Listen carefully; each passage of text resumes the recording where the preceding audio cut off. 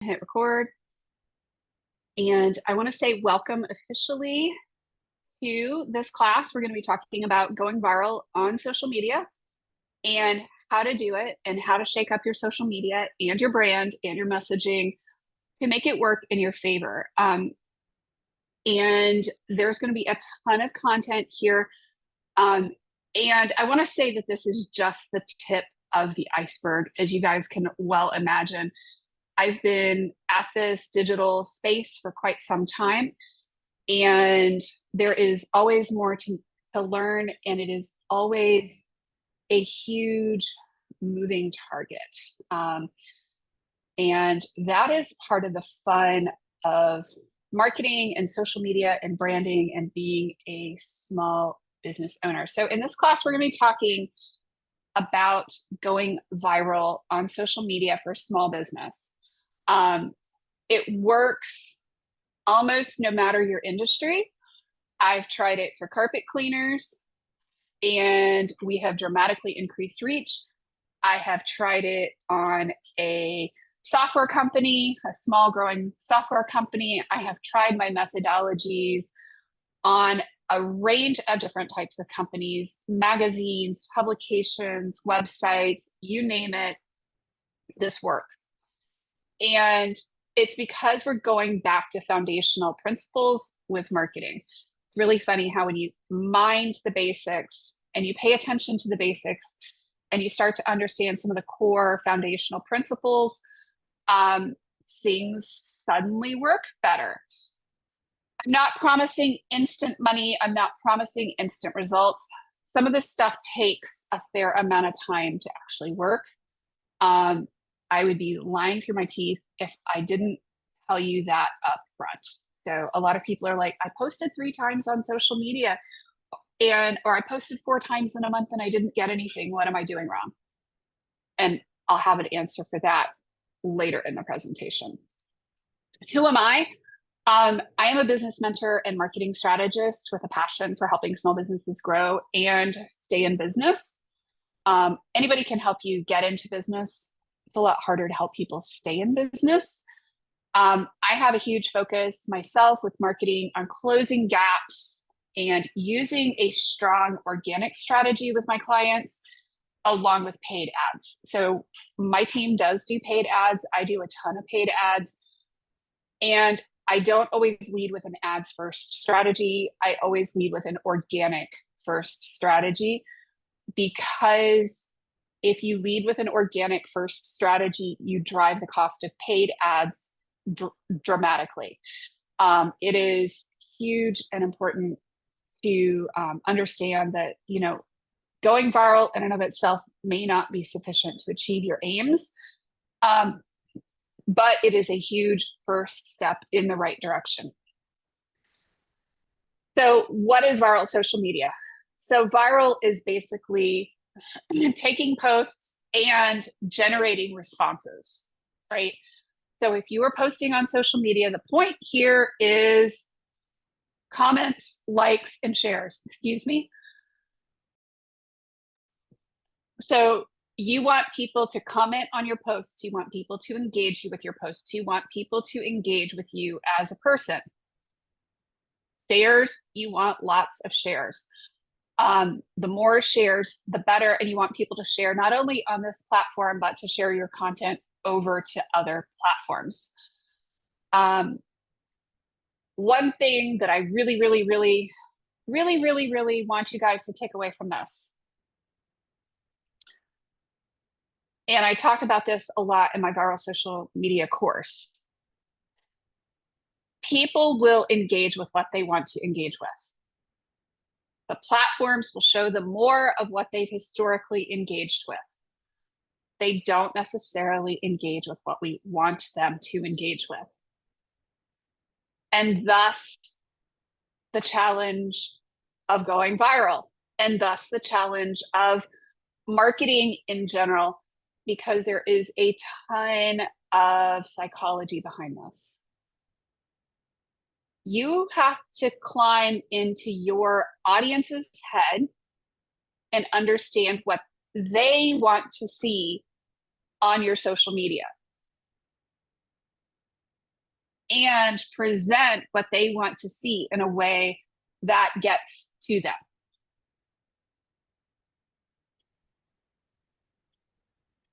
So this is the single hardest part with going viral, with posting content, with making sales, brand recognition, brand awareness. Every single thing we're doing here focuses on the person that you want to see your posts and how they want to engage with your stuff. And there is no one right answer, but there's a lot of very clearly wrong answers here as to what people will not engage with and why.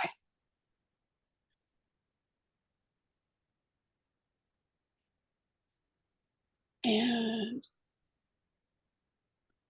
you want to make sure that you are, I'm going to try to enable captions, show captions. So, you know, you need to really, really understand your audience and who you're trying to engage with.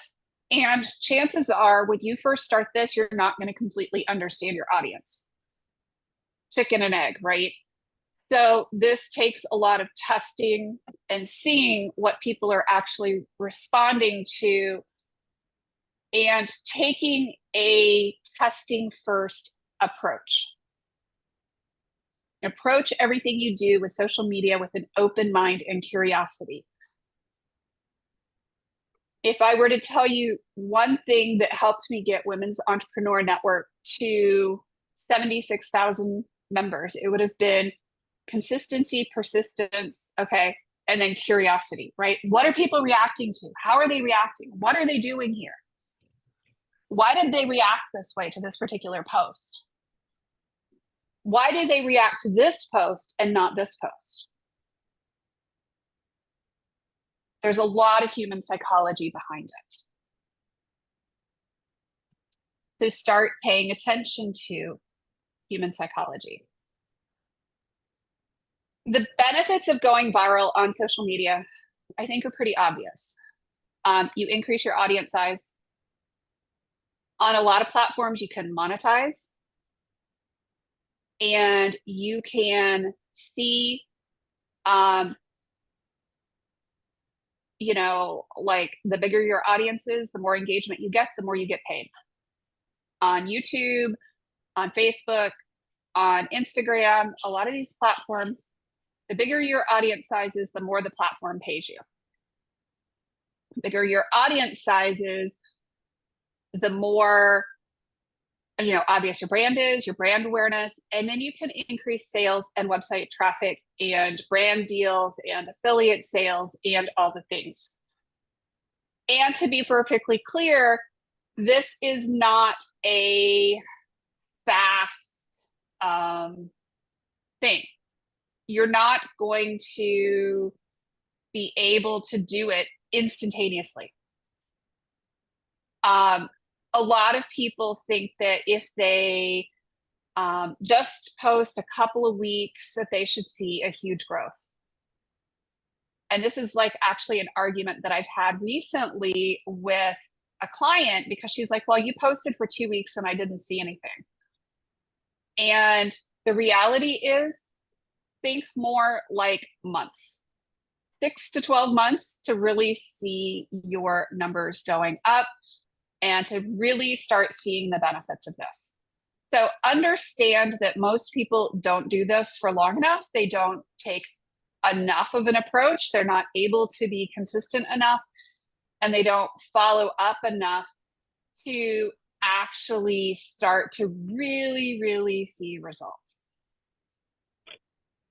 And I will say that being consistent when you're getting crickets is hard. Being consistent when you think nobody wants to see your posts and nobody is engaging with anything you do, wow, that's a hard place to be, right? So you have to keep your eye on the ball, which is understanding that you're increasing your audience size, that you are increasing awareness of your brand, that you are increasing your opportunities by doing this.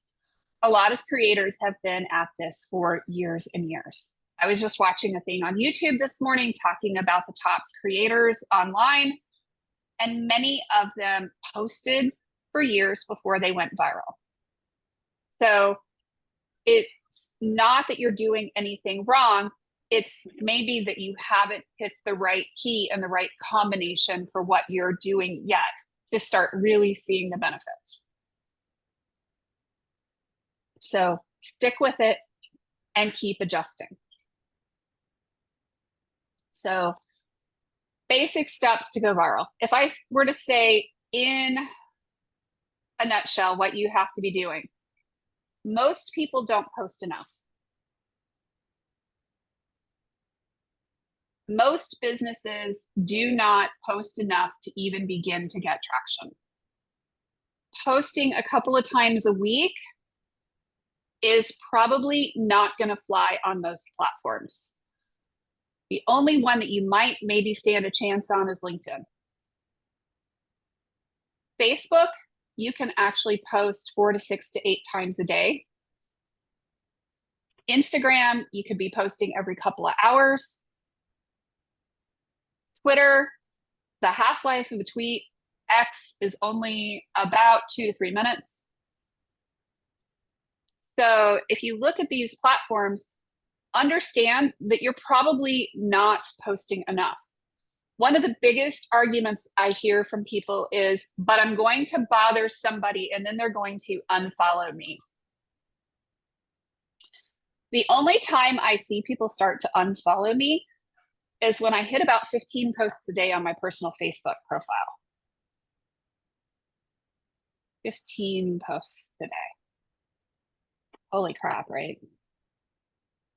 And I've messed with the numbers. The less I post, the less reach I get. If I'm trying to get that 10 million a month reach, it's because I'm posting a lot. Because here's the thing. Not every post goes viral. Not even 1 in 10. It's not even 1 in 20. It's closer to like 1 in 100. And by viral, I mean at least a 10,000 reach or more, preferably 100 to a million. So it can take a lot of time. Now, I will say my profile is set to public. My posts are set to public. So people can actually share the posts, which is how they get those big reach numbers. But note that I'm posting a lot because I'm taking a lot of shots. You miss 100% of the shots you are not taking. But this also goes back to that theory that I said at the beginning. I'm posting what people want to see, not necessarily what I want to post. And they have to have a reason to want to engage with the post. So let's talk about what you post. Video content, short form video, long form video, lives, reels, shorts. Static posts are not dead. I heard somebody that asked me recently if static posting was dead. And I was like, no. I got 10 million reach on a couple of posts last year that were static posts. So I'm pretty sure they're not dead. So when you think about what you post, just be aware that you're going to post all different types of content. Also, a static post is like a picture or a meme. So a static post is just something that's not like a moving picture, nothing exciting necessarily, but it does get views. And a lot of people are like, oh, that's dead. Well, maybe, maybe not, right? Oh, I heard Facebook was dying. Is it really? I get usually about, I don't know, 5 to 20 million a month views on my personal profile. Yeah, how do you know what they want? So you need to pay attention to what people are reacting to and figure out if that doesn't fit your business, how do you make it fit? You're never going to force people to stop a scroll based on what you want them to see, ever. So you have to test different layouts, different formats, different photo types, different things, different stories, different videos, and see what people are reacting to. Some of it is going to bomb hideously. I will tell you from experience that there are a ton of things that are not going to work. Your standard flyer post, probably dead on arrival. Your standard promotion for a book or your standard whatever post, dead on arrival. Guarantee it.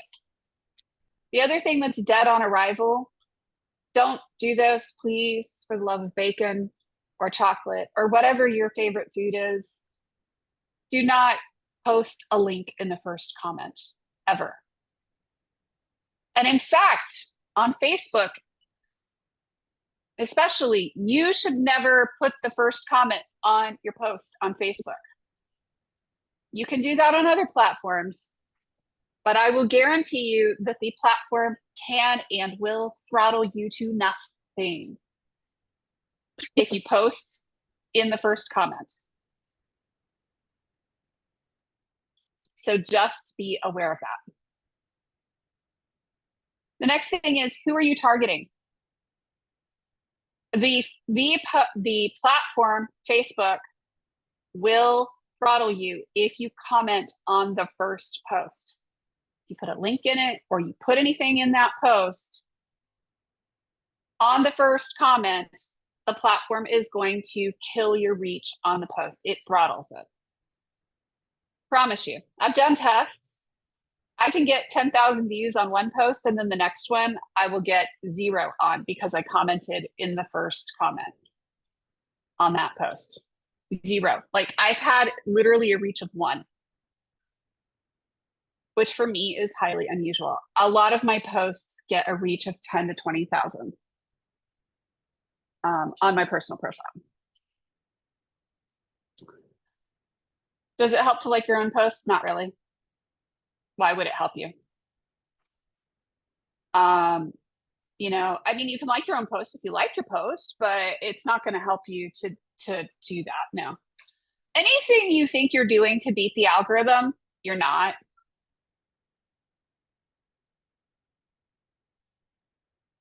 Anytime you think you're trying to pull one over on the algorithm, I can promise you you're not.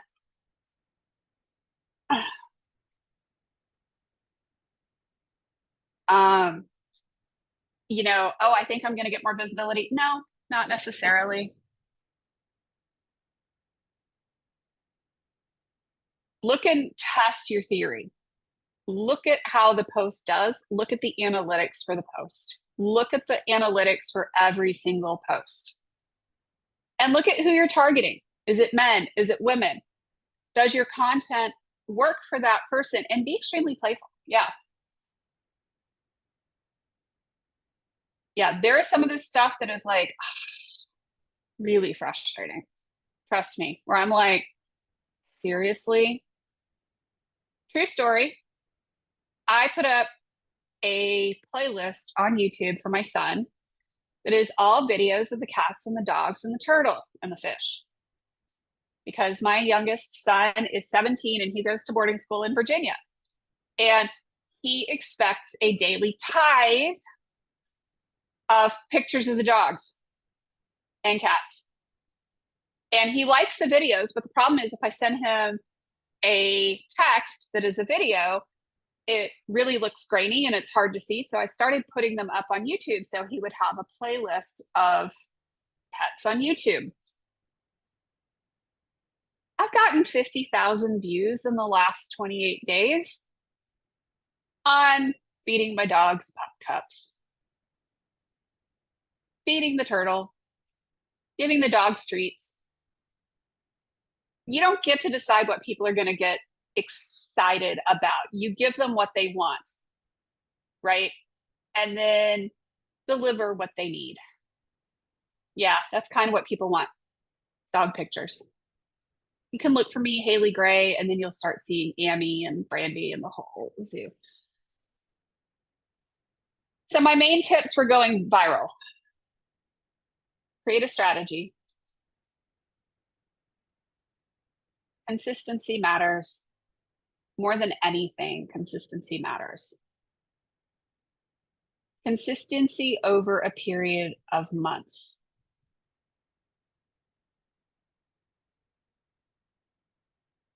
Create engaging and interesting content. And I see the typo. Fix it later. Focus on engagement, authentic engagement, and then track and analyze your metrics. Look at the metrics for every single post and see what it does. When did you post it? Who reacted? What did you get? And pay attention to what is happening with the posts.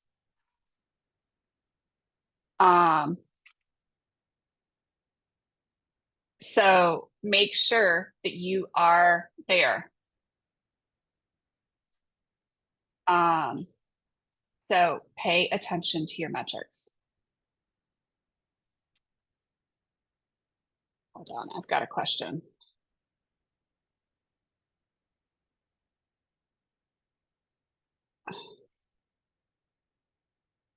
So make sure that you are paying attention to your strategy and test it. Do the auto schedulers hurt your reach? Not enough to matter. A lot of people will use I don't want to use an auto scheduler because it's going to hurt my reach argument, but I'm also not going to be willing to sit there and post 10 times a day on my own. So I'm going to be inconsistent.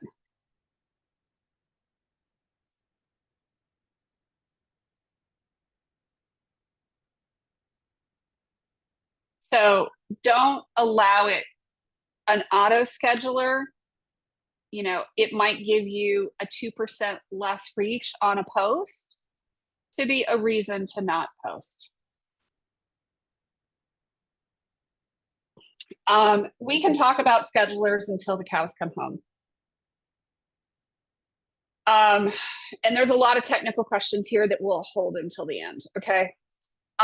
So creating a strategy, first of all, you need to decide what your ultimate goals are. Begin with the end in mind. As with everything in business and marketing, if you don't know what goals and objectives you're trying to achieve beyond, I just want big reach, you're probably not going to get anything. Does 25 million viewers make my butt look big? I don't know, right? You've got to decide what it is that you're trying to do. Are you trying to get magazine subscribers? Are you trying to get people onto your website? Are you trying to get people to pay for ads? Are you trying to get sponsorships? What are you trying to do? Because you may decide to pay more attention to one platform than another. You may decide to put up different types of content than another, right? If you're trying to get a brand partnership deal with a software company, you're probably going to make yourself look a little bit different and engage a little differently with people than you're trying to get makeup deals. It just is kind of one of those things. You can't ignore that begin with the end in mind principle. You've got to know what you're trying to get out of this deal and what your goals are. So we're going to keep a strategy in mind here. Let me see if this will let me move it. Consistency matters. Consistency matters almost more than anything, which is why I say any issue with a scheduler that you think you have is going to be beaten out by consistency. And I have said that for more than 10 years. And it continues to be true. Do you get less reach on a post that was posted with a scheduler? Yeah, maybe. But you know what? The way that I grew my group, the way that I continue to grow my group, the way that I continue to grow my pages to 40, 50, 60,000 followers at a time is by using a scheduler.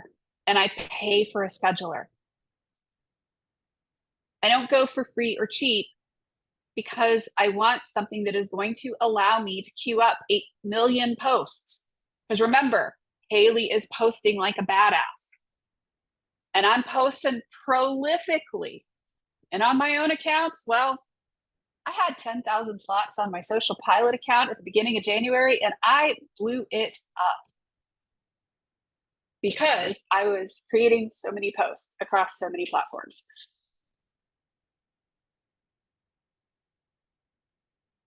I would not say that growing an email list is a good end objective. You've got to know why you're growing that email list. Having emails for the sake of having emails does not do you any good.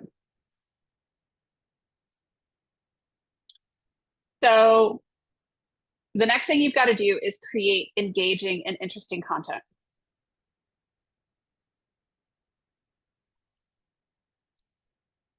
Look at your metrics.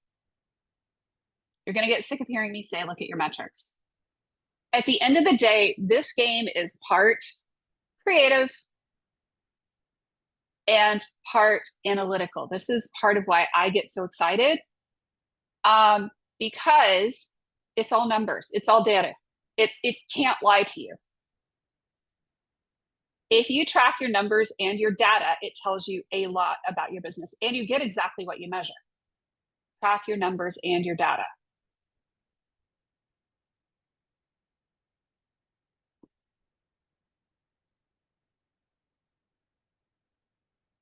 I have a lot of accounts that I'm managing, Tracy. Currently, it's a little over 70 accounts.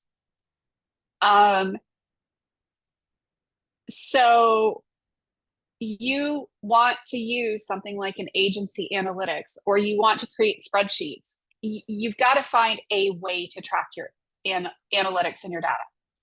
Okay. You won't know if it was engaging or not if you don't look at your numbers, right? If you don't measure your numbers, you won't know what your numbers are. And you'll never be able to tell if you're driving sales. You'll never be able to tell what's working. You'll never be able to tell what's not working. You won't know if you hit the end goal. You won't know anything about your business if you're not finding a way to track your data. How many reach did I have on these posts? How much did my account grow in the last month? How much did my email list grow? How much did it, did my revenue grow? What do my numbers look like? What does success start to look like to you? What is your end goal, right? So I said you have to begin with the end in mind.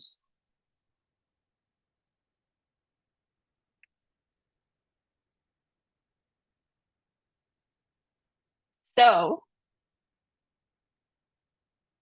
if you start measuring what success looks like to you, I added followers, I added reach, I added sales, then you start to know, right? Now, here's another thing. A lot of people don't create a sufficient sample size. If you don't create a sufficient sample size on the number of posts and the times of day and the different types of posts to look at it and see what's working, you're not going to be able to tell. Repost is not going to give you a lot of data other than it's not working. I didn't get anything from that. 3 posts in a month, yeah, my social media looks dead. And I'd probably look at it and go, yeah, it's pretty darn dead. My clients that have gone viral, it's taken 3 to 6 months. They push on pain points. They do it consistently. They post at different times a day, and they try different formats of content to see what's working. and they're patient with their analysis. Because it's data, it's numbers, right? And once you start to see numbers, you're going to know really quick, really, really quickly if a particular post type is a bomb or not. Imagine that you can look at your feed and you're like, oh, this one, this one, this one, whoop, this one, this one, this one, whoop, right? But you're also going to get the this one, this one, this one, wee, so you're going to get the, okay, it's doing this, and then you're going to get a spike, and then you're going to get a down, and then you're going to get a spike, and then you're going to get a down. So you're going to get feedback based on what you're doing. And you're going to be able to tell by looking at the numbers and the data. And if you're trying to influence people to do something, well, figure out how you skew your message ever so slightly to get those numbers and that data. Right? And this is just a representation.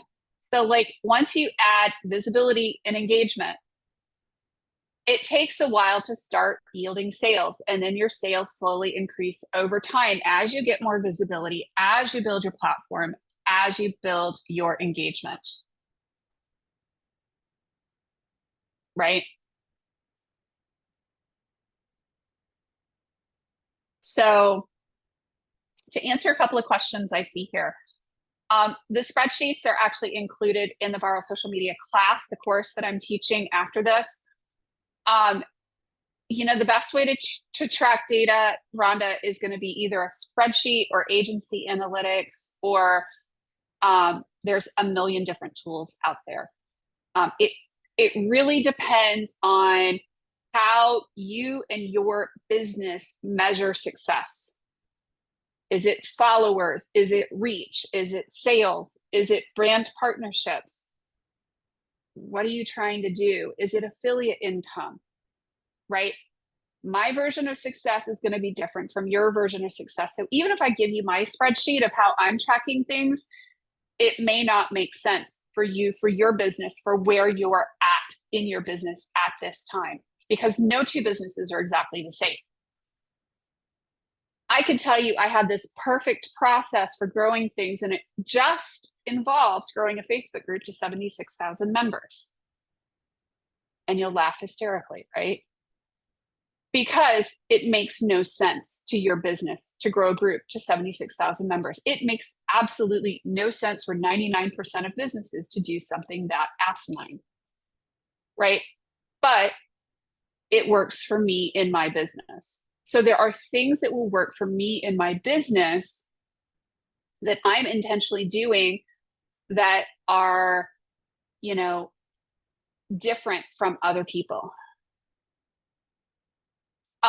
So Sarah, I mostly create original content, but sometimes I will share memes and other things that are other people's content. And I share a range of different things. I share videos of my cat walking on my keyboard last night. I swear they were taking turns. I had 3 of them that decided they were going to do the walk of shame and try to change all my codes on my keyboard. I show turtle pictures. I show selfies. I do original content. I do AI generated art. I do memes. I create memes in bulk. It is a mishmash of content. And then I share business stuff and different things. And it's a little bit of Tai Chi. I have a range of followers. Some of y'all were talking about, I have a story. I have blah, blah, blah. I have a range of followers up to and including my brother on Facebook, and some of my husband's fraternity brothers, and a lot of guys I've worked with over the years. And let me just say that they take great delight in poking at me and lobbing hand grenades my way and making comments on my posts. And more than one of my husband's fraternity brothers were at our wedding And they take great joy in tormenting me online. And more than one or two of the software engineers I've worked with in my past also take great joy in tormenting me. When we start talking about storytelling, and we have all these things going on in our lives, y'all. I have 4 cats, 3 dogs, 4 human children, a horse, and one of my children has a severe psychiatric issue and a traumatic brain injury. And we've gone through 42 hospitalizations in the last 8 years. So that is part of my story, right? So we talk about that storytelling and being a real person. And yet I have grown my business. And yet I can routinely make my social media go viral. Sometimes I will confess, I do rage posting.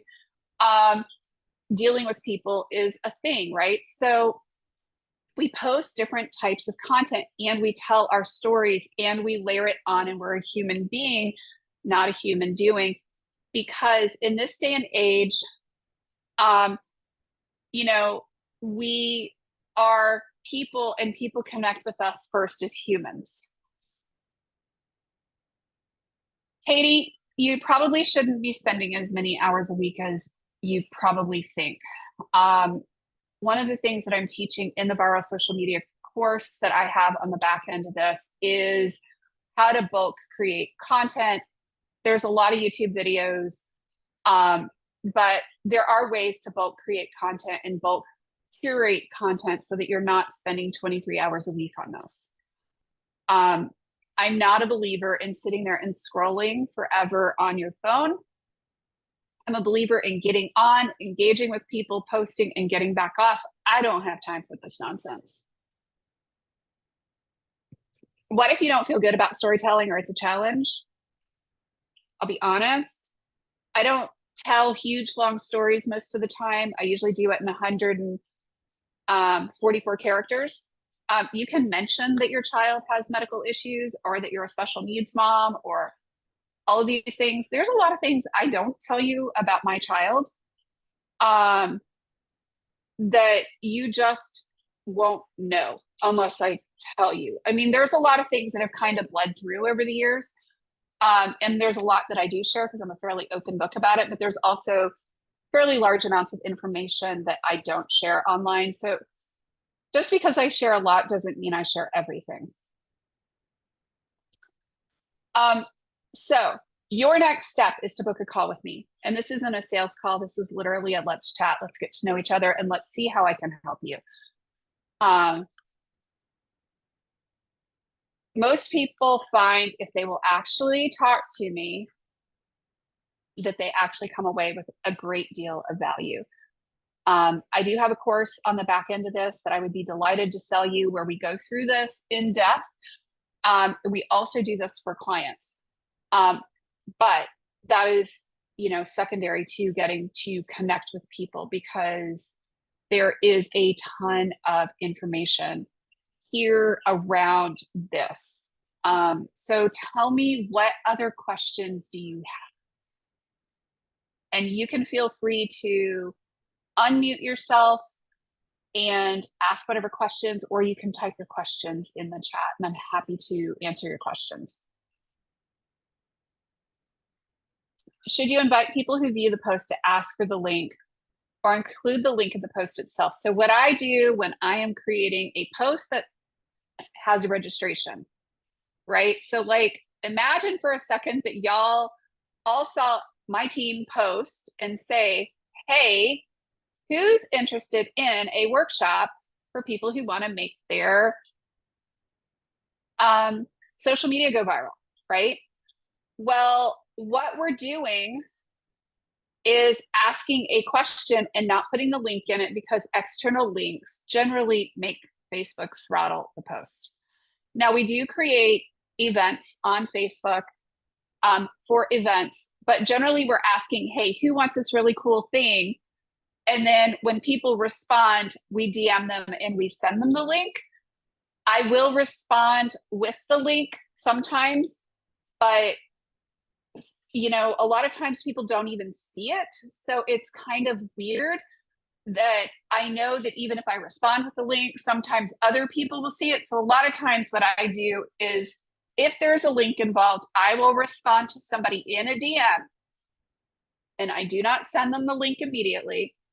I say, hey, you commented on XYZ post. Are you still interested in this thing? And if they respond back, because Facebook can be a butt about putting your stuff into spam, if they respond back in the affirmative, I say, great, here's the link to register. It's a 2-step or a 3-step process. But because you're not sending people that link, you're not ending up in Facebook jail at nearly the same rate that you might otherwise. I see, Francine, you've got your hand up. Hi, yes. Thank you for this. This is beautiful. You're Great. welcome. So I'm really grateful. So I'm really late in the game. I have a lot of followers. You know, I was a voice about 10 years ago and I kept the followers going. I just noticed recently that I had to get on Instagram and TikTok and start a YouTube channel. But recently I noticed that no matter how many times I post on Instagram, I was getting no more increase on the followers. It just stopped at 7-Eleven. And I don't know why. And the other thing was, how does Facebook put us in spam? You just made a comment about that. What are the reasons why? Yeah. Thank you. Two really good questions there. So I'll answer the first one on followers on Instagram. So if you're looking for brand partnerships and you're looking to really go viral, you do need to be on multiple platforms. You do need to be on YouTube, Instagram, TikTok, in addition to Facebook. Facebook doesn't really count for brand partnerships if that's what you're going for. Just what I'm learning. So in order to grow your followers on Instagram, your content has to be on point. Your frequency has to be on point. And then you have to log into Instagram and actually engage with people, just like you do on Facebook. And I find that it's actually a little bit harder to get people to engage with the same content on Instagram that they do on Facebook. So a lot of times I look at Facebook and I take the posts that do the best on my Facebook profile and I drag them over and I put them on Instagram. And I kind of use my Facebook personal profile and my Facebook group as kind of a test for these posts did the best. They're likely to get more engagement. So I'm reaching out and doing that. Does that answer your question on that one? Yeah, it definitely does. And so wait, I just wanted to ask, do I have to engage with other people's posts on Instagram and that would help my algorithms? Okay, that was my mistake. Thank you. Thank you. Yeah, you do have to engage with other people's posts on Instagram. And one of my top super tip alert kind of things, that's a Katerina Randoism super tip alert. Make sure that you set a timer when you're engaging with people on social media because we don't want you to get sucked down the rabbit hole of scrolling for days. So set a 15-minute timer and challenge yourself to engage authentically with people and leave them longer than 4 or 5 word comments. So if you can do a longer comment, it actually helps them with the algorithm better. And it actually will get your post and your comments seen by more people, and it'll be less likely to be hidden by the algorithms. So part of the point of engaging with other people is so that that person sees your post and your comment. But the other thing is that you want other people who are seeing the comments on their posts to see your response on there. So you want your responses to be meaningful. Just like you would do, like if you were using Facebook groups, other people's Facebook groups to generate leads and you were responding to a question, you would never say, hey, contact me. You would actually do a, hey, here's a great response for you and some thought. And by the way, contact me or follow me for more info versus just saying, hey, contact me. Because you want to give everybody else who's happening to read that thread more information.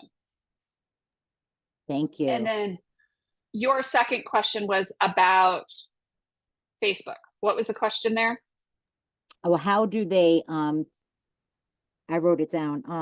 How do they spam us? What causes spam for us to be put in spam?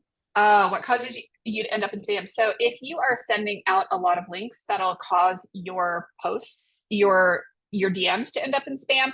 Also, if you're not directly connected to somebody, your message will go into the message request folder. So one of the things I do, if I do like an inquiry post and I say, comment more for more info, what I do is I will actually say, I'm going to DM you, check your other folder, your message request folder, because Facebook being Facebook and being a booty is going to hide my comment to you. And it may also put it in the spam folder. Lord only knows how often it does that. And then I would be, commenting on the post, telling them I'm DMing them, and then I would DM them. And hopefully it doesn't put your message in the spam folder, but if you put a link on it to start with and you haven't engaged with them previously, it's more likely to put it in that spam folder. It's a pain. So engaging with people more actually reduces the chance that you're ending up in a spam folder. Does that answer your question? Yes, it does. Thank you so much. I appreciate you. God bless. You're welcome. So Marcia, you're up next. Marcia Copan, are you able to type in your question, or do you want to unmute Yeah, I've got it. I've had to figure out how to unmute myself. My question is regarding Facebook, my page, and I have for a very long time been using Meta Scheduler, which from our discussion now, I'm realizing that that's not the best idea. Because Meta Scheduler wants you to put your post in their time frame when they're saying it would get the most reach, which I think is a bunch of horse hooey. And because I've been doing that, my posts are always getting the same 4 or 5 people responding, and they all do what I do. So that doesn't make any sense for me. So what I need to do is possibly write down a schedule of posts that I'm going to do and do them on a daily basis without using the scheduler. Is that what I'm getting from what you're commenting about? So I would probably increase your posting rate. I would increase your storytelling rate, and you can use the meta scheduler if those are the only platforms that you are scheduling on. But I would do some posts in the morning, I would do some posts around lunch, and then I would do some posts in the evening, like before and after dinner. That tends to get the most traction with people, but you need to have more posts in order to be able to be hitting more time slots and seeing what people are reacting to, and more variety in your posts. So in your case, I would be telling stories about each and every single one of the critters that you produce and all of that stuff. And I would definitely be showing a lot more of the, hooker and action kind of a thing going on. And like, make it a game with people, like where am I today? Where am I crocheting from today? Or what am I crocheting today? And have people take guesses or do things like that. You want to give people really a chance to engage with as most.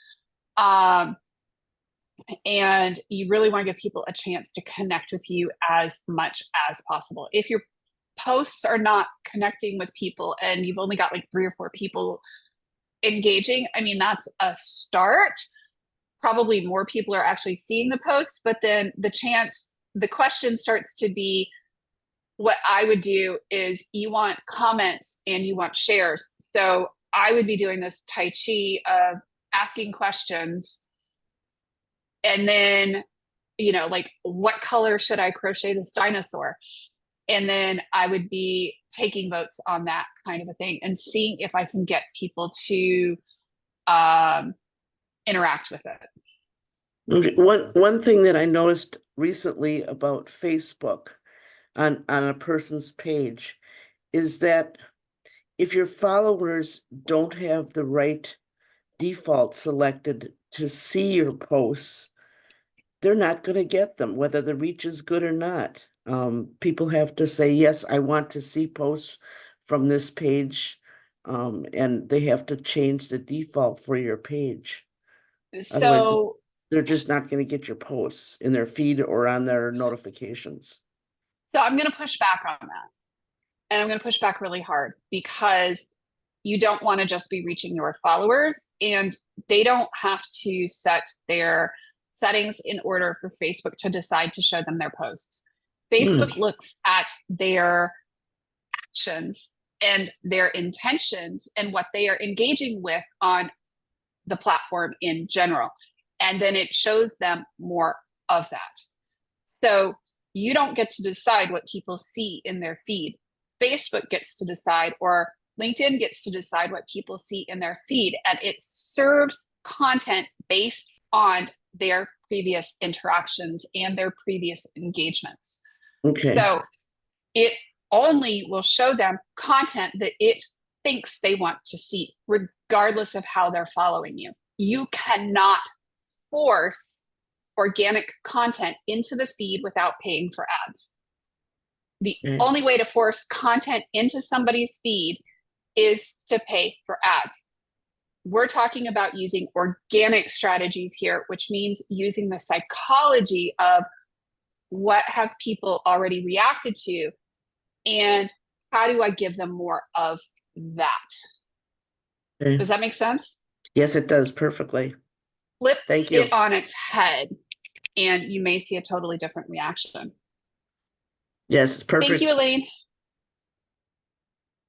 Thank you. So yeah, flip it on its head and understand you cannot force the algorithm to do anything, and you can't trick the algorithm, and you can't work your way around it. You have to work with the algorithm, which means showing people what they want to see, which may be stupid stuff. Rhonda Cimarelli. Hey, Haley. All right, two quick questions. What is the difference between impression versus reach? I know what the engagement is. Yeah, so impressions and reach are kind of interchangeable. An impression means somebody saw it. Reach means that they have the potential to see it. I don't know that it's super specific. Facebook is not super specific with it, but Like how, all right, so I guess the question would be like, how is that a metric that you want to pay attention to? Because like, for example, I'm looking at one here, post impressions was 1184, post reach 1005, and the engagement was 35. So when I think about something like that, how do I? I really wouldn't worry about impressions versus reach. I just look for bigger numbers. Okay.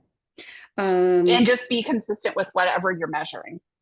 Okay. The other question I have is how relevant is it for engagement? For example, I share my events and different things in different groups. And I'm noticing lately that I'm getting more engagement, more likes, more comments, more sharing. How relevant is that as far as building your brand? Absolutely. Because I've noticed that, more people are liking one of my pages. Right. So absolutely. Engaging in groups is a huge deal. Making sure that you are overall engaging with people. The more people you are engaging with as your profile on almost any platform, the more likely you are to get followers and engagement on your own. It's a beneficial cycle that the platform itself actually rewards you for doing good things. And the more you engage, the more engaging you are, the more you interact with people, the more the platform is going to actually help you interact with people. So part of your strategy here, I would think, is pretty obvious that you actually need to go out and spend some time engaging with other people and commenting on other people's posts. A lot of people will post, like in Women's Entrepreneur Network, and they get mad that their post didn't get any reach, but have you actually engaged with anybody else in the group lately? And if the answer is no, if you are just posting and you are not engaging, well, of course you're not going to get very much engagement back. You get what you give. You know, and you can't force people to see you if you're not also making a point of engaging with them. Right. One more quick question then. Just spaced out what my question was, but in regards to a point that you keep making, that you can't force people to see your stuff. Since we're on Zoom, I'm going to mention this. There's a Netflix documentary called The Social Dilemma. And if you have not watched it, I would highly recommend you do this, because you will understand more about what Haley is saying with how the algorithms work and what they're showing each person based on your likes and interests. And it's amazing and enlightening and scary all at the same time. All of it, right? It's incredibly, yeah, and amazing, enlightening, and horrifying. Yeah. The more you see it. Yeah. And if you have kids, I highly recommend you watch this. Mm-hmm. All right. Sorry, Haley. Thanks. You're welcome. Yeah, no, that's a good point. Hajnalka.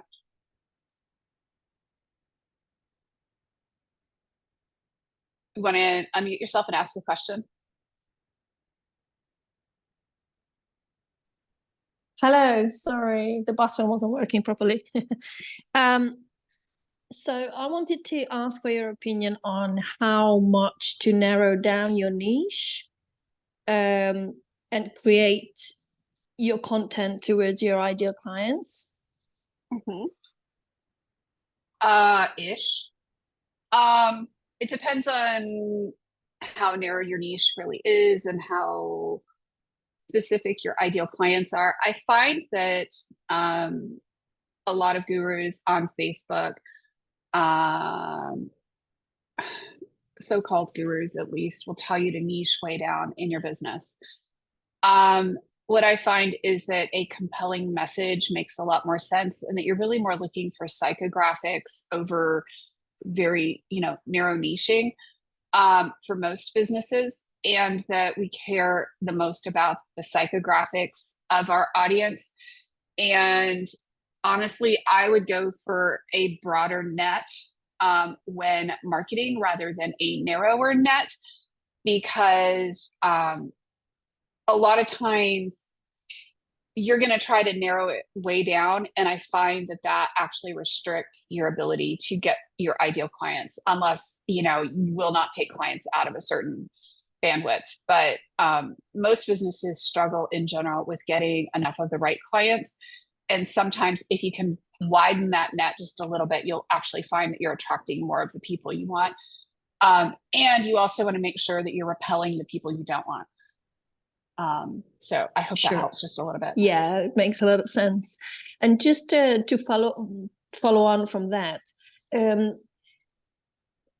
using your using your personal pages, how would you transition into making them into talking about business? Gently. So I have been leveraging my personal pages for years and years now. And, your business is going to morph and change likely over time.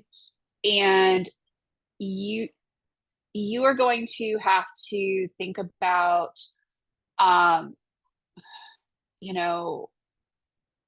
reaching people. And honestly, like I said, my page is a mishmash, and yet I seem to generate plenty of clients off of my personal page and off of my group. And my page is not terribly focused. It's more inspirational and fun and crazy with the odd business post in there. And people don't get offended at all. I mean, I think if you're worried about people getting offended, don't.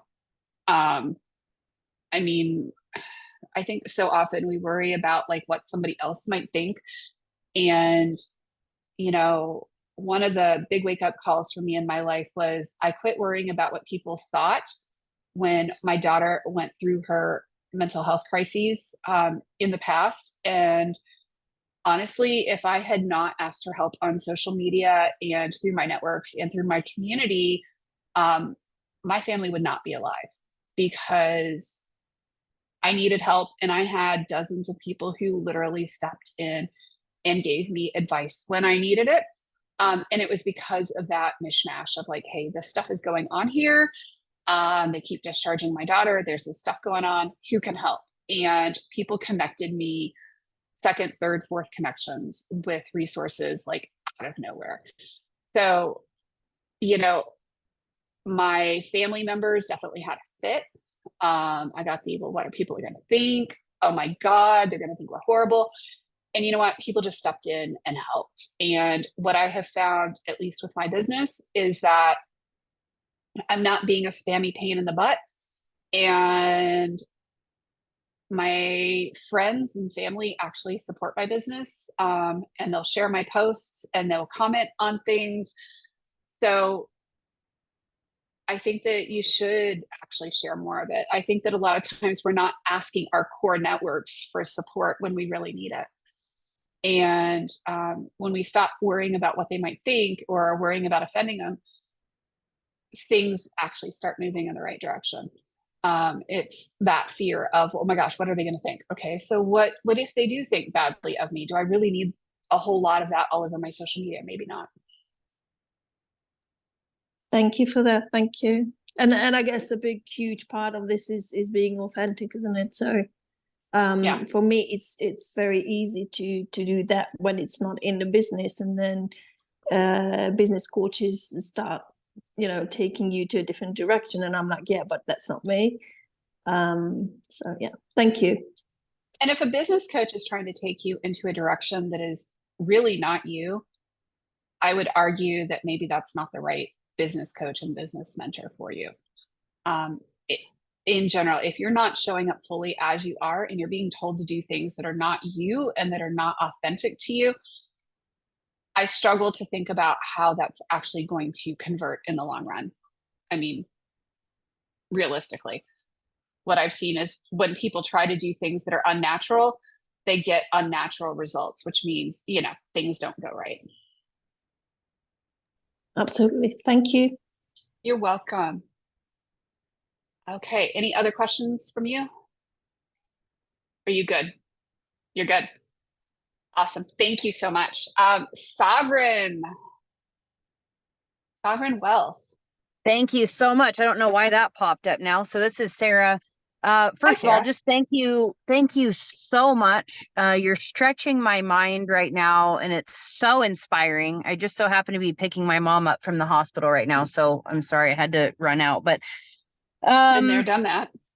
perfect. Well, I talk a lot about leadership and money and growing wealth and transforming lives, and it is kind of that blue ocean, right? There's like a very specific set of people who are really into that, and it can get really intense. And so I love the idea of kind of mixing it up, and it's opened my mind to like, I need to be on YouTube and things.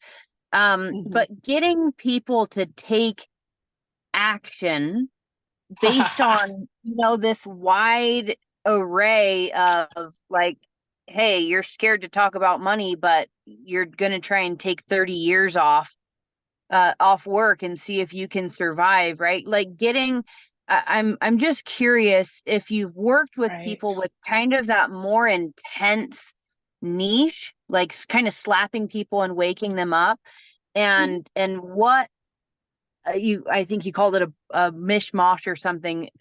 Would you start to think of to get people to take action in that?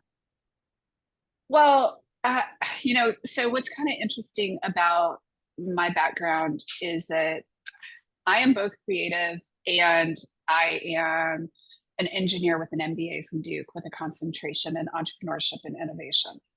To say that I can be unbelievably intense at times would be kind of an understatement.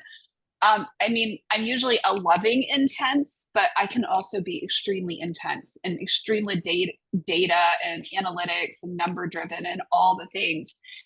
And, you know, I find that really leaning into the energy and just being and allowing the care to come through. And, you know, you understand that I'm being a pain in the ass to you. And I'm looking at you, Patty, because I love you and I'm giving you a hard time because you're not talking to enough people, or I'm giving you a hard time And, you know, because you're not taking sufficient action, whatever that means. And really, I do a lot of that, you know, loving, tender, like poke at people really hard. And once somebody's been my client and once I get a hold of them, you know, it's a lot of that, like, I love you and you are not doing enough here to get the sales that you want in your business or whatever it is, right? You're not going to get the results that you're trying to get. And so I really do have that kind of mix on my personal profile.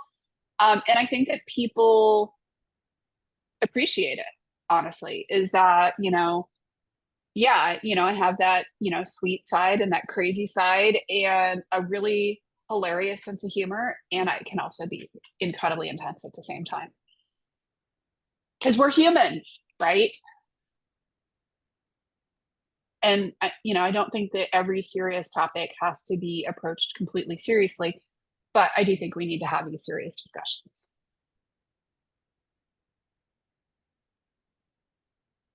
Thank you. You're welcome. Yeah. And I mean, people have a hard time talking about money and things that impact their income and a lot of things. So I know how hard that can be. Yeah. So other questions. I got a question in here. What is the hottest social media right now? You know, that's a really loaded question. It depends on what it's for and how it is and what you're trying to do.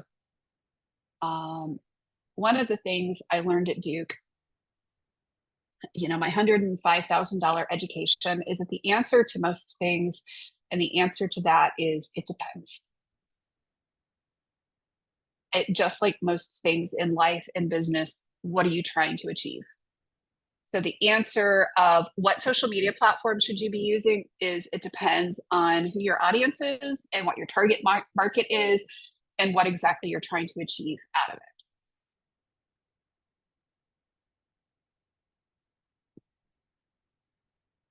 Let's see, any other questions? I saw a thing, my Facebook was flagged as spam for sharing false news and commenting things they don't like.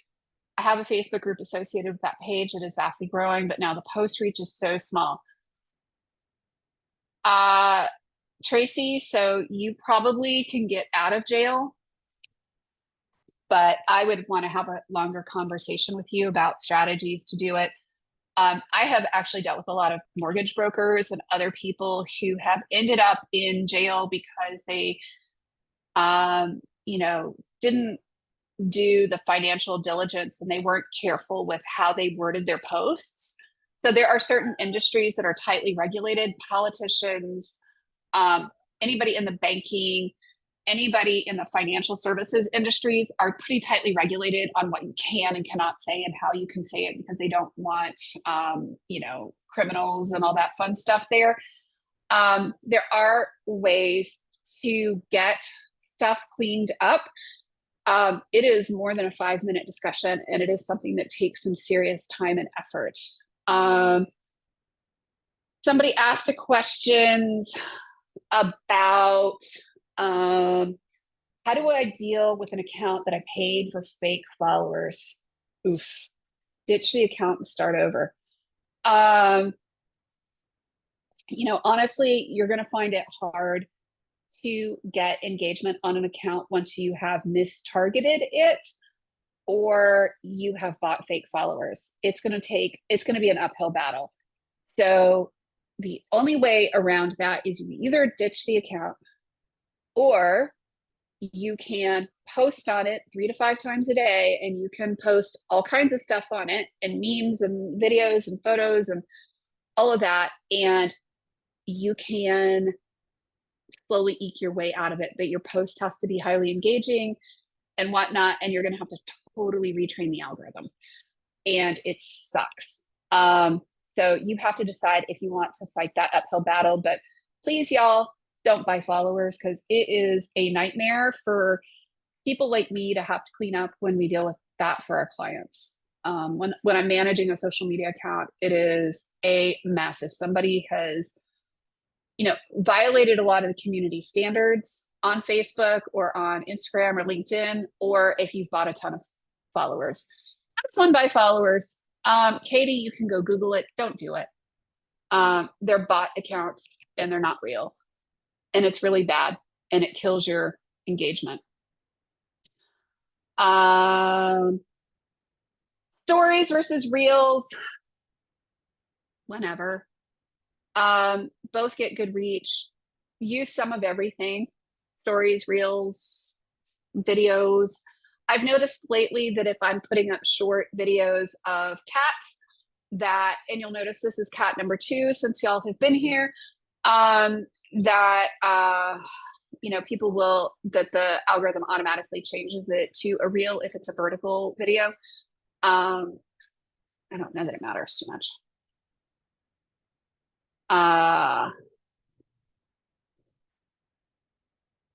And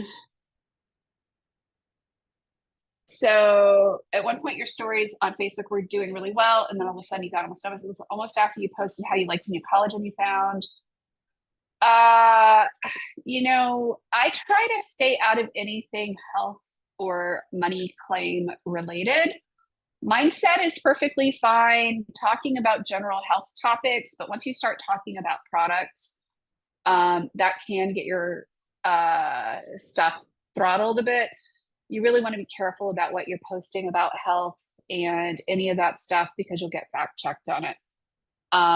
So, generally I say try to stay off of those topics if you can. And unless you're really trying to like generate shitstorms, stay out of political topics too.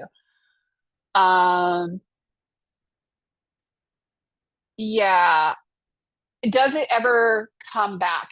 The only way it'll come back, Katie, is if you start posting consistently and you just have to keep going.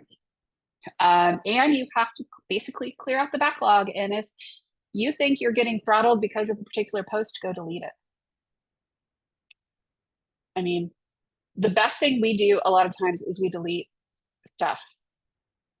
So when I had a mortgage broker that we were cleaning some stuff up for, and their account had been truly shadow banned, like we were doing ads and it was costing about 3 times as much to do the ads. We actually went through and we did a total sanitizing of the profile and we cleaned everything up, and it actually helped. Can stories be deleted? Sort of ish. I would tend to just bury it, honestly. Burying is a beautiful technique. Any other questions?